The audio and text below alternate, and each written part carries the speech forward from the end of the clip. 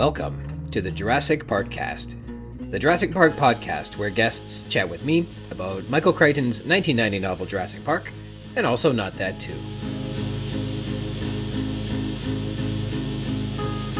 My name's Ryan Rogers, and I'm a big dumb Jurassic Park fan. Welcome to episode 11, Plans. Thanks for joining me today. More like an oversized turkey. Who hasn't been accosted by an ill-mannered malcontent with a snippy remark meant to imbue nothing but malice? We all have.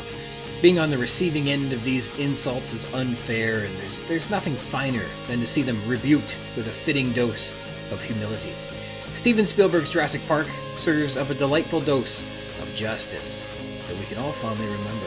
Fans of the Jurassic Park film can vividly recall the dark set eyes of a pudgy kid in a striped shirt quipping at Dr. Grant, "That doesn't look very scary. More like a 6-foot turkey." This moment was adapted from Michael Crichton's 1989 novel Jurassic Park with a very similar quote which says, "Doesn't look very fearsome to me," and that's on page 57. The scene in the novel is similar in many ways, but in the adaptation for the film, Spielberg made a lot of changes. This quote represents the first and most distinct scene to be directly adapted from the novel into the movie, and the similarities illustrate this moment's importance, while the differences show what it takes to adapt a scene to the big screen. To summarize, in the novel, Dr. Alan Grant is performing fieldwork in Snakewater, Montana's remote Badlands, using computer-assisted sonic tomography, CAST, technology to identify the size of the fossil they've discovered. The computer produces a glimpse of a beautifully defined, perfect resolution image of the long neck and arched back of an infant velociraptor. It's suggested that the remains are in perfect condition. As implied in the quote, "and it looked imperfect," and he's cut off. Grant becomes just interrupted there. Common practice is to protect an exposed fossil from weathering and erosion by covering it with a tarp and digging a trench around the perimeter. The infant specimen is clearly visible to Grant. The operators aren't familiar with the genus Velociraptor anteropus, and then one of the attendants finally says our famous line, "Doesn't look very fearsome to me," on page 57. Grant agrees with the attendant and mentally recalls how an infant might have behaved, and then considers an adult velociraptor, quote, "another matter entirely." Grant imagines the deadly, horrifying behavior and features of a velociraptor. Ali Sattler interrupts his daydream, reminding him they've got a flight to catch, and so they've got to finish their work. The film recalls this scene with many similarities. In summary, in the Badlands near Snakewater, Montana, members of a paleontological dig are dusting away some grains of sand from a fully articulated, perfectly preserved, fossilized skeleton of a mature velociraptor. Grant says he dislikes computers, and Ellie says the feeling's mutual, laughing at his naivete with computers. Using sonic tomography, a technician produces an image on screen, which Grant describes. However, his interaction affects the image fidelity on the computer screen, and everyone gets a laugh that he's basically a Luddite. Grant observes that the velociraptor's wrist structures show clear evidence of the progressive evolution towards avians, which garners a snicker from those around him. Then he makes his argument about the bird-like qualities of dinosaurs to the crowd, but is interrupted by a rude kid credited as Boy. "That doesn't look very scary. More like a 6-foot turkey." Grant digs deep into his imagination and describes a velociraptor, its behavior, and what it might be like when it hunted. Grant intentionally makes it gruesome and personal with Boy, and teaches him a lesson in respect to humorous effect. This quote represents the first scene to be directly adapted from the novel into the movie, and the similarities illustrate this moment's importance, while the differences show what it takes to adapt a scene to the big screen. These similar quotes share many similarities in their respective texts. In both moments, Grant's character as a dinosaur expert and a technophobe are presented. Velociraptors are introduced as worthy villains, and an interruption from a kid spurs much of the exposition on velociraptors. Even some of the narrative in the textual written word are similar, though rewritten. There's also a common contrived error put to use in both scenes, too. Both the novel and the film use the moments surrounding this quote to reveal two important elements of Grant's character: his proficiency as a dinosaur expert and his deficiency with emerging technologies. In the book, his dinosaur expertise shines through his inner monologue about, quote, geologic time, his pedagogical strategies for expressing geologic time to his students on page 56, and his theories on infant and adult velociraptors on page 57. Similarly, in the film, Grant surveys bone shapes in the wrists, the pubic bones, and the vertebrae to corroborate Ellie Sattler's interpretation of the fossils as a velociraptor. But most importantly, he presents his carefully considered argument that velociraptors are closely related to birds. And then, of course, his memorable role-playing about a boy being hunted by a velociraptor, which demonstrates his considerable insights into velociraptor behavior. Being bad at technologies is Grant's character flaw and weakness. In the novel, Grant's deficiency with technology is revealed as the sonic tomography machine, quote, acts up a bit. And he admits, I hate computers, on pages 54 and 55. Crichton later delves deeper into Grant's irritation with computers, freely admitting that it makes him, quote, old-fashioned, but he has no intuition for computers and finds them, quote, alien, mystifying machines that leave him, quote, confused and disheartened, literally lost in a foreign geography he didn't begin to comprehend. On page 126. That's later in the book. When Grant suggests, quote, doing it the old-fashioned way, a colleague's response is, aw, Alan, suggesting that he's at a technological disconnect with his students and support workers, who prefer to do digital work as opposed to the considerably more difficult labor of chiseling and removing solid rock. In the film, when it's suggested that sonic tomography might become so successful at revealing fossil detail that extracting them from the rock may become obsolete, Grant suggests, quote, where'd be the fun in that? Serving as a passive-aggressive argument that he's resistant to embracing new technologies and computers. We can accept that in 1993, being, quote, old school was considered okay and even heroic. The opposite of old school was considered wimpy. This is an outdated binary sort of okay boomer perspective, of course, but one that Hollywood and Spielberg aptly co-opt for the purposes of succinct storytelling. Let it be, shown that, one could argue that Hollywood has a long and problematic history of employing stereotypes and common tropes to expedite storytelling. In other words, Grant's passive-aggressive rejection of using higher technology and preference for, quote, old-school methodologies displays open contempt for computers and new technologies. Thus, he's definitively derisive. In the novel, Grant is interrupted by a, quote, kid, which spurs him into imagining velociraptors and serves Crichton the opportunity to present this dinosaur species as a worthy villain. Here's the quote. On page 57, pound for pound, a velociraptor was the most rapacious dinosaur that ever lived. Although relatively small, about 200 pounds, the size of a leopard, velociraptors were quick, intelligent, and vicious, able to attack with sharp jaws, powerful clawed forearms, and the devastating single claw on the foot. Velociraptors hunted in packs, and Grant thought it must have been a sight to see a dozen of these animals racing at full speed, leaping onto the back of a much larger dinosaur, tearing at the neck, and slashing at the ribs and belly. In the film, Spielberg uses this quote to do the same. Grant says, you stare at him, and he stares right back. And that's when the attack comes not from the front, but from the side. From the other two raptors you didn't even know were there, because Velociraptor's a pack hunter. He used coordinated attack patterns, and he is out in force today. And he slashes at you with this 6-inch retractable claw, like a razor on the middle toe. He doesn't bother to bite your jugular like, say, a lion.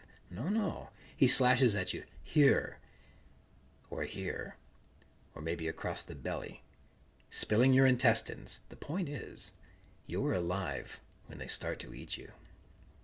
In both cases, velociraptors are described as dangerous, coordinated pack hunters with deadly claws and worthy villains to the story.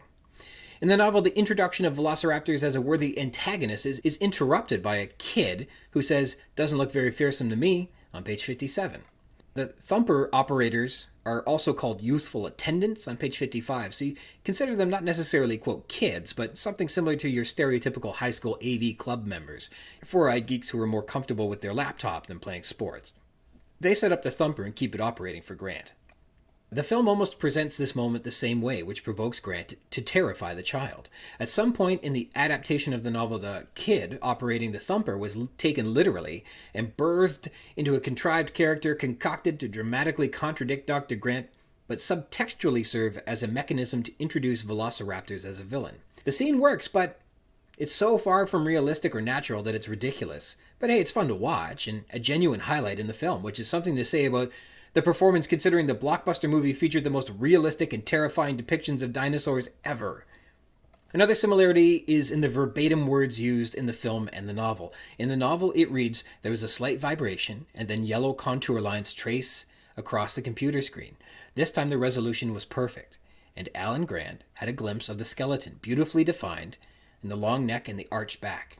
It was unquestionably an infant velociraptor, and in the film it says, 'It's a little distorted, but I don't think it's a computer.' And Sattler says, 'Look, post-mortem contraction of the interior neck ligaments. Velociraptor?' Alan Grant says, 'Yes, good shape too. It's 5-6 feet high. I'm guessing 9 feet long. Look at the extraordinary,' and there's a hyphen. Even he's cut off. So it uses even the same hyphen. You can see how very similar these are. A final similarity in these scenes is a problematic one, which is a minor contrivance in the source text that becomes amplified onto the big screen. In the book, the problems begin with the technologies and methodologies employed for excavating a fossil. The practical application of the methods described by Crichton would not only be impractical, but impossible. In the novel, the exposed fossil being uncovered in snake water is the jaw and dentition, and Grant hopes the remains are undisturbed, meaning he hopes to find an entire skeleton. This is set on 43. He believes the specimen belongs to an animal aged, quote, 2, maybe 4 months old, quote, at most. The specimen's age is further corroborated as a, quote, young specimen on page 56, considered an, quote, infant, whose raptorial claw, the famous 6-inch curved claw on a raptor's foot, is, quote, hardly visible at all on the screen of the computer-assisted sonic tomography, and, quote, no larger than a thorn on a rose bush on page 56. And it's later said to be, quote, a baby on page 57. Lead geneticist Dr. Henry Wu says later on in the novel that the dinosaurs matured rapidly, attaining full size in 2 to 4 years on page 106. And Grant says a full-grown velociraptor was approximately, quote, 200 pounds on page 57. So even a fast-growing infant velociraptor might only be about 5 to 15 pounds given the metrics provided by the text. This fossil is at its largest the size of a puppy, and probably even smaller, and comparable to the size of a chicken or a chick. Given the textual description, envision the visible fossilized remains as a beak-sized piece of jaw with teeth in it, a thimble-sized fossil. And the lead paleontologist, rather than digging around it the, quote, old-fashioned way, is opting to put a thumper on top of it to get a digital reading of the unseen chick-sized remains entrapped in rock. The purposes of using the thumper is to confirm the extent of the fossil's size, so an adequate trench can be dug around it, and an adequate covering or a tarp could be placed on top of it to protect it from further erosion, so that the fossil won't be harmed before it can be properly excavated. If the fossil is at its greatest possible size, only as big as a puppy, and their ambition is to protect the fossil from harm, why would anybody detonate a sonic tomography device on top of it? The reader is asked to believe that all this is done to provide a more specific view of the dimensions of a fossil that, if fully articulated, would have been between the sizes of a chick and a puppy.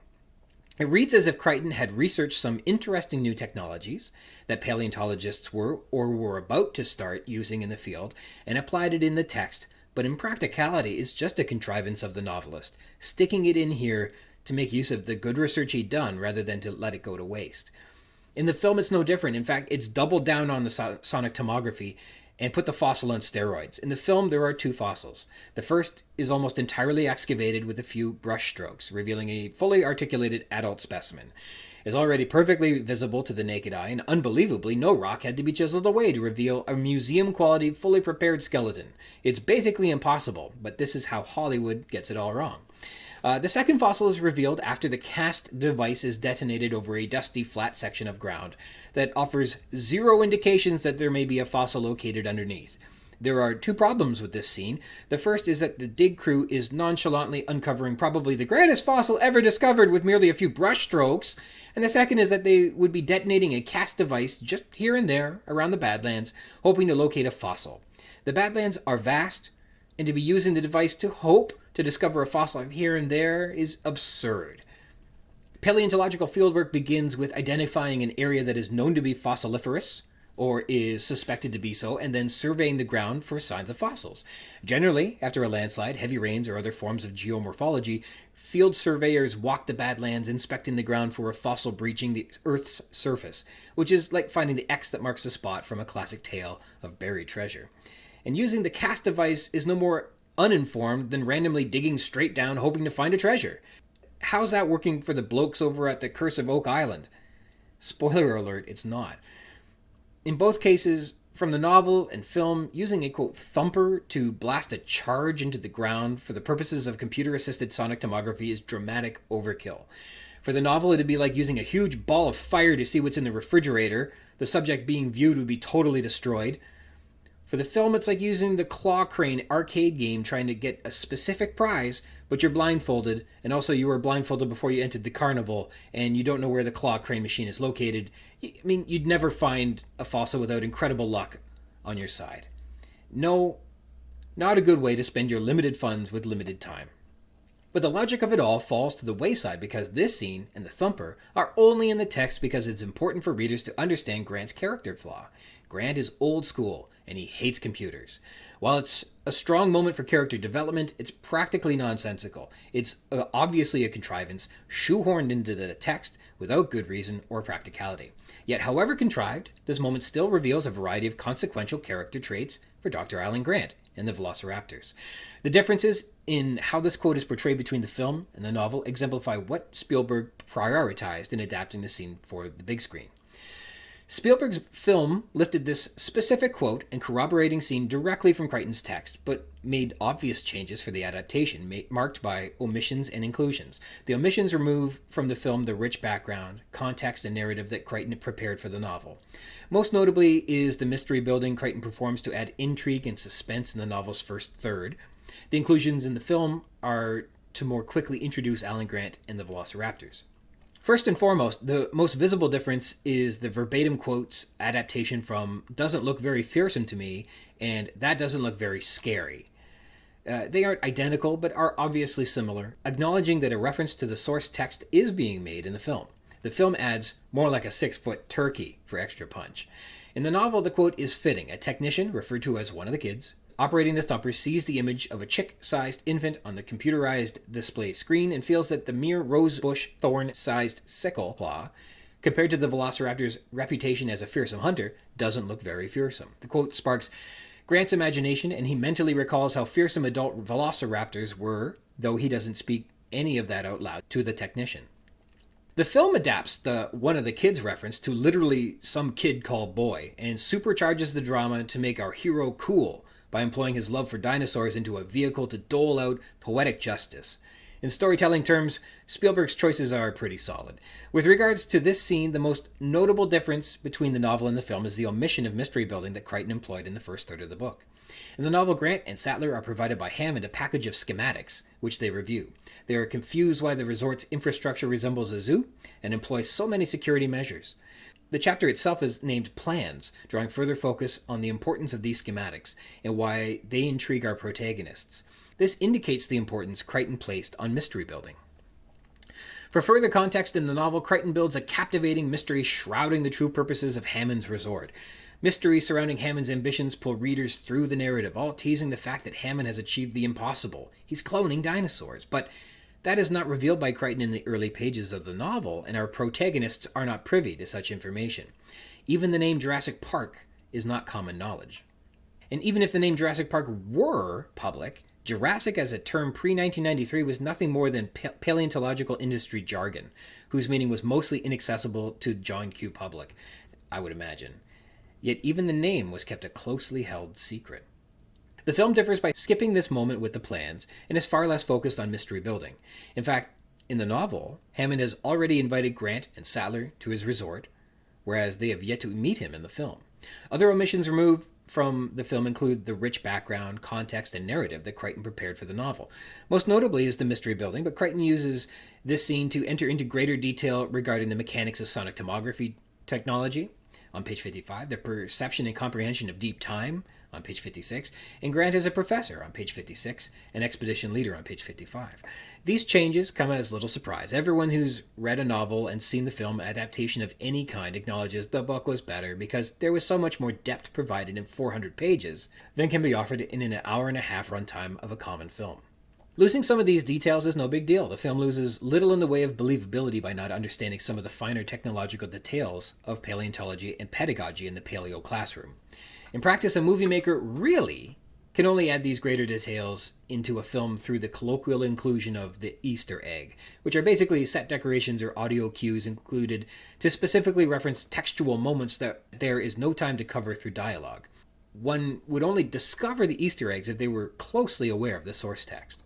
Other adaptations were employed by Spielberg to make introductions to Dr. Alan Grant and the velociraptors more, quote, film-friendly. In Jurassic Park, the Badlands scene is Dr. Alan Grant's debut in the film, and the opportunity to reveal his character, and interpretively represents what Spielberg believes audiences need to know about Dr. Alan Grant. He is an old-school paleontologist and dinosaur lover with newfangled ideas on dinosaur behavior, who hates technology and dislikes children. In Crichton's novel, the text has already spent 2 chapters introducing Dr. Grant with The Shore of the Inland Sea, on page 31, and Skeleton, on page 42. Grant has already been drawn into a series of mysteries that he doesn't yet know are related. An unusual dinosaur-like reptile specimen from Costa Rica is brought to his attention, and an EPA investigation on the legality of John Hammond's island project. This chapter further elevates the mysterious island by producing schematics for Hammond's resort, which contain unusual features, piquing Sattler and Grant's interests.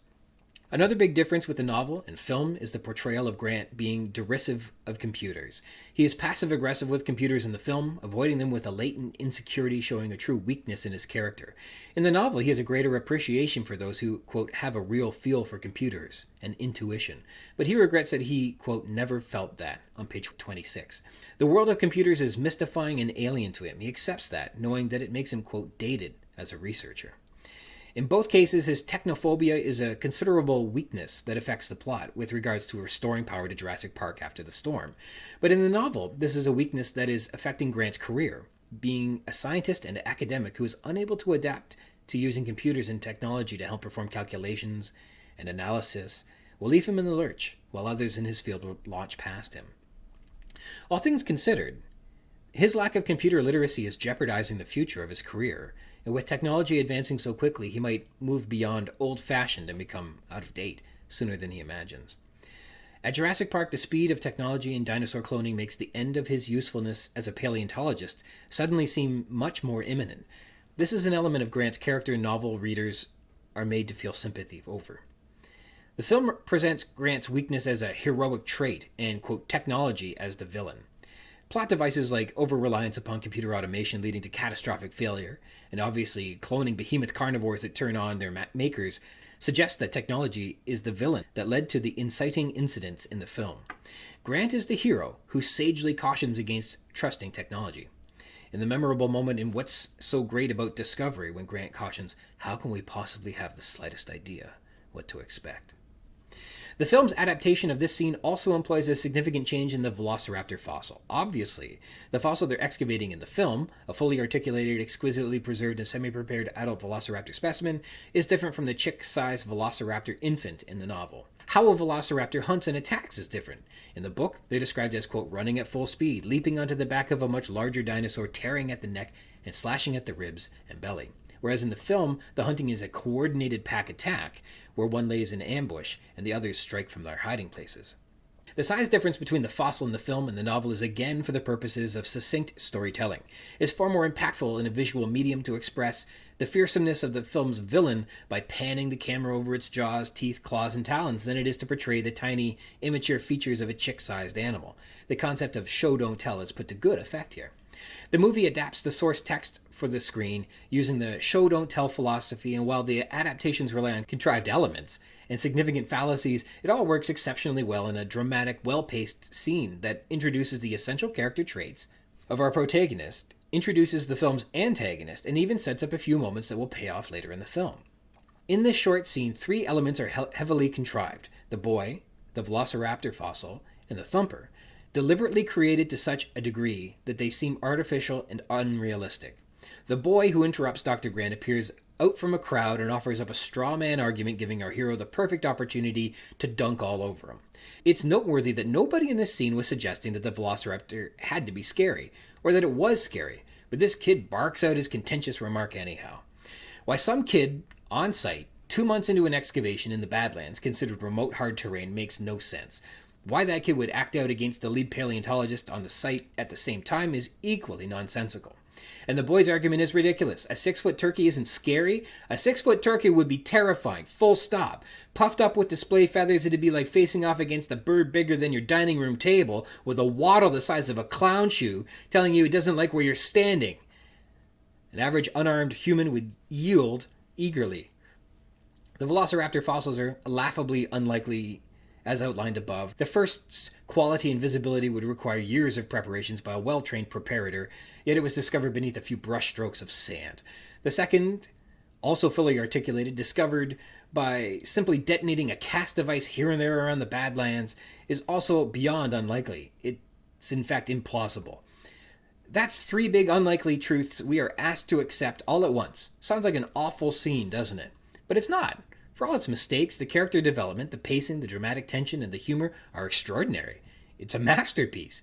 How can a scene that's so flawed be so perfect? Somehow this contrived mess of inaccuracies worked perfectly to clearly illustrate who Dr. Grant is, why he's awesome, what velociraptors are, and why they're awesome, and we exit the scene with an empowered hero we can root for.